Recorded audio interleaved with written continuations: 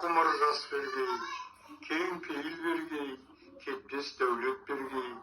Осы шаңырақтың астында той бола бергей, бола бергей, бола бергей. Мәдинада Мұхаммед, Түркістанда Қожа Ахмет, Бестөбеде Қосай атам, Отпантауда Адай атам, Оғландыда Пірбекет, не тілесем әзір ет, тілегімді қабыл ет. Сақта, Құдай бізді сақта, жаудан сақта, елді сақта, жерді сақта, шайтанның сәрінен сақта, патшаның кәрінен сақта, тіл көзден сақта, от бәлесінен сақта, су бәлесінен сақта, тілсіз жаудан сақта, күліп-күліп көңілеліп шыққаннан сақта, дос болып жүріп қас болғаннан сақта.